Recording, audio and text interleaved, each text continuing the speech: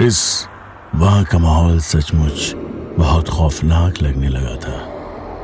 एक साथ शादी का मंडप और शमशान का मंजर, ऐसा होते जो भी देख लेता उसकी रूह कांप जाती।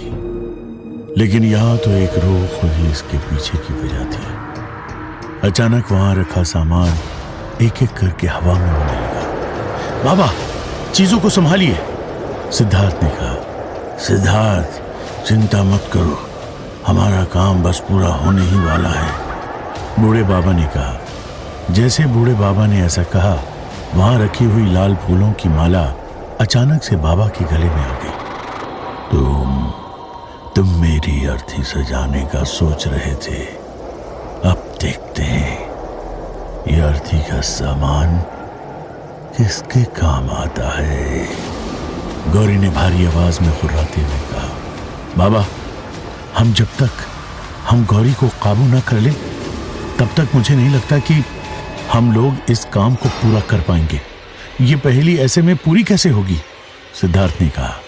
बाबा ने अपने पास रखे हुए सरसों के दाने अपने और सामान के चारों ओर बिखेर दिए। गौरी जोर जोर से चीखने लगी। इससे पहले कि गौरी और कुछ कर पाती, सिद्धार्थ ने पहले से जलाकर रखी हुई मशाल से उस पुतले को चिता पर रखकर उसमें आग लगा दी। उस चिता में आग लगते ही गौरी के शरीर में बहुत हलचल होने लगी।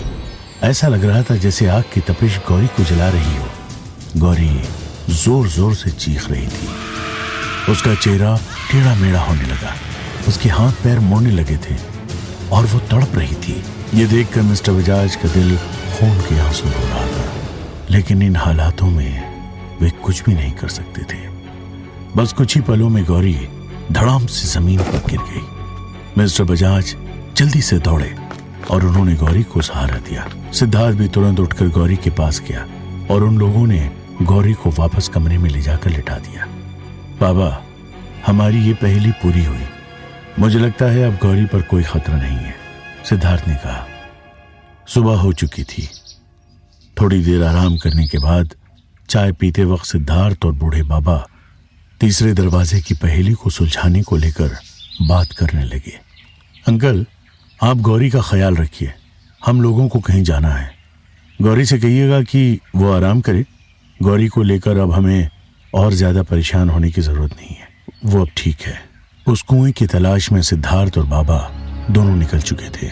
गांव में कुल मिलाकर लगभग 15 कुएं थे, जिनमें से मोस्टली सब पूरी तरह सूखे हुए थे। लेकिन सूखे हुए कुएं इतने सूखे थे कि उनमें घास तक का उग पाना भी मुमकिन नहीं था। बाबा ने सुना था कि गांव की दक्षिण दिशा में एक ऐसा भी सूखा कुआं था जिसमें शायद कोई पेड़ उगा हुआ है।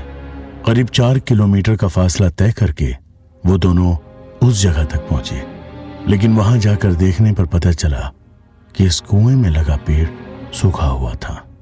गांव में और गांव के आसपास ऐसे बहुत से कुएं थे जहां पर सूखे पेड़ थे, लेकिन ऐसा सूखा हुआ कुआं जिसके किसी पेड़ या पौधे में फूल नहीं उगा हो, उसे खोज पाना बहुत मुश्किल था। बाबा, मैं आज किसी भी हालत में उस कुएं को ढूंढ कर ही रहूंगा। पहेली के हिसाब से हमें आज रात ही उस फूल को जलाना होगा, सिद्धार्थ ने कहा। यह बात तो मैं भी जानता हूं। मैं भी चाहता हूं कि हमें वो कुआं जल्द से जल्द मिल जाए। तो चलो चलकर कहीं और देखते हैं, बूढ़े बाबा ने कहा। बाबा, मुझे लगता है कि सूखे कुएं में पेड़ और उसमें फूल तभी लग सकता है जब आसपास कहीं कोई तो पानी का जरिया हो। बिना पानी के ज्यादा दिन तक कोई पौधा जिंदा नहीं रह सकता। हमें कोई ऐसा कुआं देखना चाहिए जो सूखा हो लेकिन उसकी कुछ दूरी पर पानी मौजूद हो, सिद्धार्थ ने कहा। तुम ठीक कहते हो सिद्धार्थ। मैं जानता हूं एक कुआं, एक पुरानी बावड़ी के सामने। हो सकता है उसमें ही हमें वो फूल वाला पौधा मिल जाए। लेकिन एक और बात, वो बावड़ी भी उस मनहूस हवेली से बहुत ज्यादा दूरी पर नहीं है, बूढ़े बाबा ने कहा। दोनों बिना देर किए उस बावड़ी के पास वाले कुएं के पास पहुंचते हैं। उस बावड़ी के आसपास बबूल की झाड़ियां थीं। राजा महाराजाओं के जमाने की बनी वो बावड़ी बहुत पुरानी थी। देखकर लगता था कि पहले वो बावड़ी बहुत खूबसूरत रही होगी। उसे भी किसी महल के बरामदे की तरह नक्काशी करके बनाया गया था, लेकिन उस जगह पर भी वैसा ही सन्नाटा था। मनहूसियत थी। मकड़ी के जाल थे जो कि बबूल की झाड़ियों पर तक लगे हुए थे। वे लोग थोड़ी दूर पर मौजूद कुएं के पास गए। उस कुएं में भी ऊपर से तो कोई भी ऐसा पौधा दिखाई नहीं दे रहा था, लेकिन क्योंकि इसमें कुछ सूखे और कुछ हरे बबूल की झाड़ियां दिख रही थी, इसका मतलब हो सकता था कि वो पौधा वहीं मिल जाए। लेकिन पहले उन्हें इन झाड़ियों को साफ करना होगा। बाबा, यहाँ की कांटेदार झाड़ियों को साफ करने के लिए हमें कुल्हाड़ी की जरूरत होगी और साथ ही हमें मशाल भी लानी पड़ेगी, जिससे हम एक बार उस पौधे के मिलते ही उस फूल को जलाकर राख कर सके, क्योंकि उस फूल को हमें चांद की रोशनी में जलाना है। इसलिए बेहतर होगा कि हम दोबारा यहाँ पर शाम के वक्त आए, सिद्धार्थ ने कहा। वे दोनों वापस गांव की तरफ जाने लगे। सर्किट हाउस पहुंचने से पहले ही गांव में उन्हें एक घर के सामने बहुत भीड़ नजर आई। करीब 4 बज रहे थे। शाम होने में अभी वक्त बाकी था और सर्किट हाउस की दूरी वहां से बहुत ज्यादा भी नहीं थी। उन दोनों ने सोचा कि पहले देखते हैं कि वहां पर इतनी भीड़ क्यों इकट्ठा हुई थी। उस घर के अंदर से लोगों की रोने की आवाज आ रही थी। घर के सामने अर्थी बनाई जा रही थी। वहां जाकर देखने पर उन्हें पता चला कि किसी जवान लड़के की मौत हो गई है। लोगों की बात सुनकर उन्हें कुछ यूं पता चला। दरअसल हुआ यह था कि कल शाम जब वो लड़का हवेली के सामने से गुजर रहा था, अचानक उसे एक लाल साड़ी वाली लड़की दिखाई दी थी। लड़की बेहद खूबसूरत दिखाई दे रही थी। ना चाहते हुए भी वो लड़का उस लड़की के पीछे खींचा चला गया। वो लड़का वहां अकेला नहीं गया था। वो अपने दोस्त के साथ हवेली से कुछ ही दूर पर मौजूद अपने खेत से लौट रहा था। उसे उसके दोस्त ने बहुत समझाया, लेकिन वो नहीं माना। वो लड़की अकेली थी और गांव की तरफ जा रही थी। वो एक पतली गली से होकर गुजरने लगी। सुनसान सड़क पर शाम के वक्त अकेली लड़की को देखकर उस लड़की की नीयत खराब हो गई। उसका दोस्त उस लड़के को जब समझाकर हार गया तो वो उसे छोड़कर गांव में चला गया। सुबह लोगों को पता चला कि उसकी बहुत दर्दनाक मौत हो गई थी और उसके हाथ पैर मुड़े हुए थे और चेहरे पर नोचे जाने के निशान थे। लोग बहुत ज्यादा डरे हुए थे। जिस दिन से उस हवेली का गेट दोबारा खोला गया था, उसके बाद से शायद ही कोई दिन ऐसा गया हो जब वीरानगढ़ में किसी के साथ कोई हादसा पेश न आया हो। वो जगह श्रापित थी, इसमें तो कोई शक नहीं था, लेकिन वहां हादसे उस वक्त और बढ़ जाया करते थे जब कोई उस हवेली से छेड़छाड़ करता था। लाल साड़ी वाली औरत आखिर कौन हो सकती थी?